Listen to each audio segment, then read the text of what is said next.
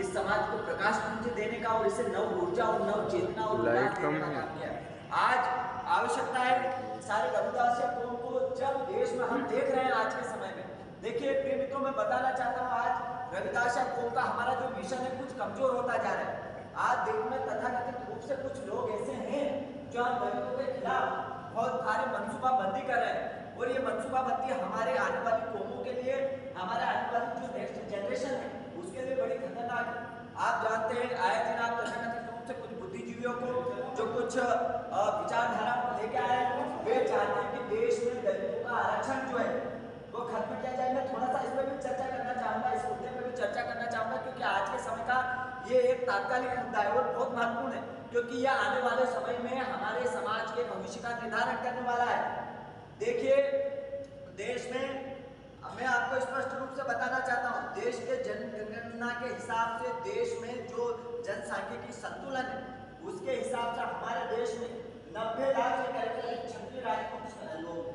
इसके साथ साथ पूरे देश में जो एक वोट बैंक का निर्धारण होता है उसमें लगभग 80 लाख के करीब करीब ब्राह्मण है। और हमारे देश में, पूरे देश में जो 7 हिंदी पट्टी जो राज्य है, 7 हिंदी भाषी राज्य है, उनको पूरे राज्यों को मिला के हमारे देश में 1,36,00,000 के करीब करीब दलित देश का सबसे बड़ा वोट बैंक है, देश का सबसे बड़ा वोट पावर है, लेकिन इसके बाद में भी हमारा मिशन कमजोर होता जा रहा है। आज हमारे देश में जब भी भारत के संविधान, इंडियन कॉन्स्टिट्यूशन में स्पष्ट रूप से लिखा है, संविधान निर्माता, भारतीय संविधान के निर्माता डॉक्टर भीमराव रामजीराव आंबेडकर ने स्पष्ट रूप से कहा था कि जब तक दलित इस देश में समाज की मुख्य धारा में सम्मिलित नहीं होगा तब तक तत्कालीन परिस्थितियों में भारत के संविधान में आरक्षण अक्षुण्ण बना रहेगा। लेकिन हमारे देश में जो हमें 27% जो रिजर्वेशन इंडियन कॉन्स्टिट्यूशन के द्वारा दिया गया है, उस कॉन्स्टिट्यूशन में भी हमारे कुछ तथाकथित बुद्धिजीवी हैं वह हमारे देश के संविधान में बदल करना चाहते हैं और देश से दलितों के संविधान और देश के आरक्षण को खत्म करना चाहते हैं। मैं आपको बताना चाहता हूँ देश में तथाकथित रूप से जो दूसरे अन्य जो हैं राज्य, उनमें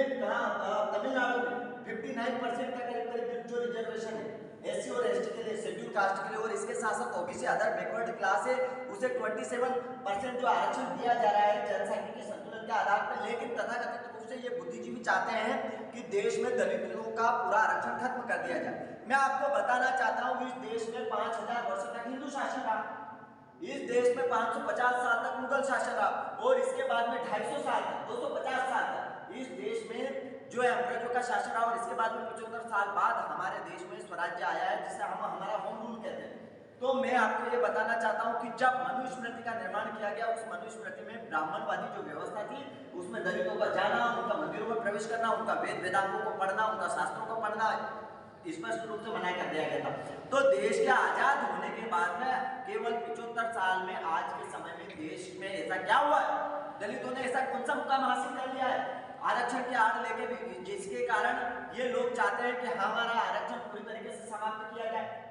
तो इसके लिए हमें तैयार होना पड़ेगा, हमें जानना पड़ेगा, हमारे समाज की अंतिम पीढ़ी में बैठे हुए उस व्यक्ति को भी बताना पड़ेगा कि आरक्षण का हमारे जीवन में क्या महत्व है, क्या हमारे जीवन में उसका एक रोल है। इसलिए संपूर्ण दलितों को जागृत होना पड़ेगा, हमें यह मूवमेंट, हमें ये बात आगे तक ले जानी होगी। और देश का जो हमारा मूवमेंट आज कमजोर हुआ है, मैं जानता हूं हमारा दलित वोट बैंक आज खिसका है और वो बटा है, इसलिए हमें हमारी बातों को पुरजोर तरीके से देश के संसदीय संविधान के पटल पे और इसके साथ साथ संवैधानिक संस्थाओं के माध्यम से हम हमारी बातों को आगे रखें, जिसके कारण हम आने वाली पीढ़ियों को एक सुरक्षित, एक समृद्ध, एक ऐसा राज्य और एक ऐसी व्यवस्था देके जाए, एक ऐसी समाज की व्यवस्था देके जाए जिसमें आने वाली पीढ़ियां हमारे फक्र के साथ गौरव महसूस करें। क्योंकि हमारे देश में ऐसे कुचक्र, ऐसे षड्यंत्र रचे जा रहे हैं जिसके कारण दलितों का पूरी तरीके से मान मर्दन किया जाए, उनको संविधान दायरे से कुछ तथाकथित पार्टियां हैं जो चाहते हैं कि आरक्षण को खत्म किया जाए। और मेरा आपसे सभी से निवेदन भी है, देखिए one caste one religion one vote for mankind, Periyar Ramaswamy ji ने ये कहा था कि हमारे लिए एक मानवता, एक जाति और एक ईश्वर है, हमारा परमेश्वर। हमारा धर्म कोई मजहब में नहीं बटा, हमारा धर्म किसी जाति में नहीं बटा, हमारे लिए केवल एक धर्म है, मानवता, ह्यूमैनिटी। रविदास जी यही बात कहते हैं, वे दुनिया के सबसे पहले डेमोक्रेटिक सोशल रिफॉर्मर है। मेरा मानना है कि वह एक लोकतांत्रिक समाज सुधारक है। उन्होंने कहा उनकी बातों को ही मैं उद्धृत करता हूँ कि आज से लगभग 645 साल पहले उन्होंने कहा, ऐसा चाहूँ राज में जहाँ मिले सबन को आगे, छोट बड़े सब सम रहे, रविदास रहे प्रसन्न। देखिए रविदास जी यहाँ पे सामाजिक आर्थिक एवं राजनीतिक स्वतंत्रता की बात करते हैं कि आप सभी को, समाज में कोई व्यक्ति छोटा ना हो, समाज में कोई व्यक्ति गरीब ना हो, समाज का हर एक व्यक्ति और समाज की मुख्य धारा में शामिल हो, वो कहीं आगे ना जाए, वो कहीं पीछे ना जाए, वो समाज की मुख्य धारा में सम्मिलित रहे, ना तो वो गरीब रहे, आर्थिक सामाजिक एवं राजनीतिक स्वतंत्रता हासिल हो।